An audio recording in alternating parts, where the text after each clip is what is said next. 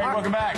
Good morning, Joe. Let's go to Capitol Hill right now. Democratic Senator from North Dakota and Chairman of the Senate Budget Committee, Senator Kent Conrad. He's also, of course, a member of the White House Fiscal Commission, which released its final report yesterday. Now, Senator, you have actually come out saying that you're going to support the recommendations. Tell us why. Because, Joe, I believe the threat to this country is so serious that we must act. We are right now borrowing 40 cents of every dollar we spend. We are on a trajectory to have a debt that will be 400% of the gross domestic product of the nation unless we take action. That is clearly unsustainable and would put the entire economy at risk. If we look at what's happening in Europe, in Portugal, in Spain, in Ireland, what's happened in Greece, that should alert us to the danger of debt. And we are crossing the danger line. It's time to act. I think there are a lot of people who would agree with you, but there are those on the commission who are undecided. And chances are there won't be the votes. Am I wrong? And then where do we go from here? You know, Senator Gregg and I, when we proposed this commission, suggested 18 members and that it would take 14 of 18 to agree. That's a very high hurdle.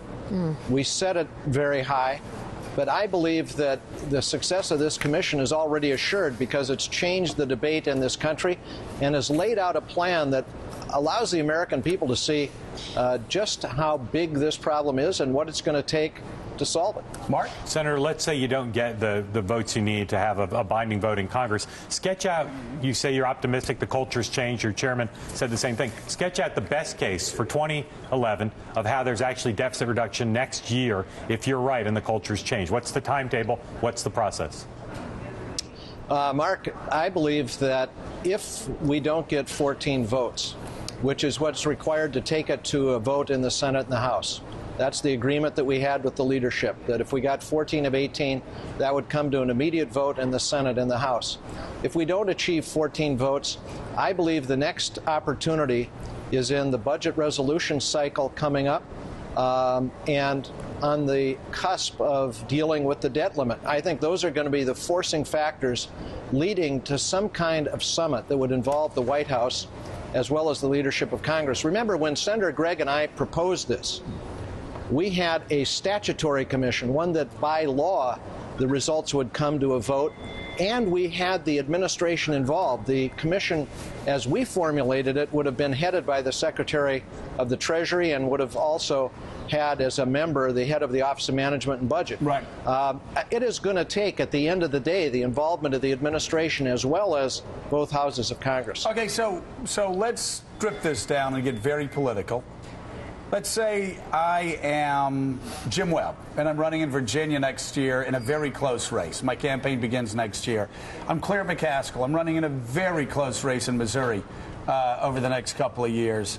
And I come to you and I say, hey, come on, Senator, you want me to go out and campaign in Central Virginia on raising the retirement age to 68 for Social Security and telling people they can't deduct their home mortgage anymore? What do you tell them? First of all, I noticed on an earlier slide you had that we are eliminating the mortgage deduction in this plan. That was the first iteration of the plan. It's subsequently been changed so that the mortgage deduction. I guess you don't have to explain that to Webb and McCaskill. So right. the mortgage unpopular ones. Look. What is being proposed is to dramatically reduce tax expenditures, the exclusions, the deductions, the loopholes, so that you can lower rates. Most economists say that would help the competitive position of the United States, and it would also raise additional revenue. How do you explain that, though, in a 30-second commercial that Claire McCaskill and Jim Webb are going to have to explain in 2012 if they want to get reelected? Look, I would say to my colleagues, the only thing worse than being for this plan is being against it. Because the question that's going to be before the American people is, have members stood up to deal with the #1 economic threat to the United States, and that's the debt threat that is facing us. If we don't do that, we are going to be like Greece, like Ireland, like Portugal. And then in the midst of a crisis, we would have to take draconian steps. That's the worst possible time. I think the fundamental question is, do people have the courage to stand up and do what must be done for this country's future? John? Senator Conrad, you were one of the first senators to endorse Barack Obama for president.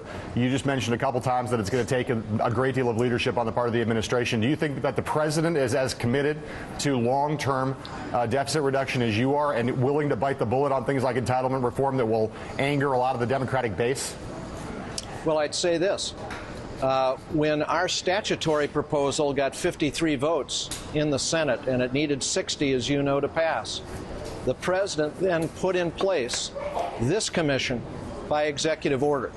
So he demonstrated real leadership. And the administration's not part of the commission, but the president formed this commission. So I believe before this is done, it is going to require the involvement of the administration, the direct involvement. But he has certainly set a good example by getting a plan by a commission that does the job, that gets the debt under control, that puts America on a track to be far more competitive in the future, and by the way, to secure the 75-year solvency of Social Security. All right. Senator Ken Conrad, thank you so much. Mr. Chairman, thank you. Thanks for your courage.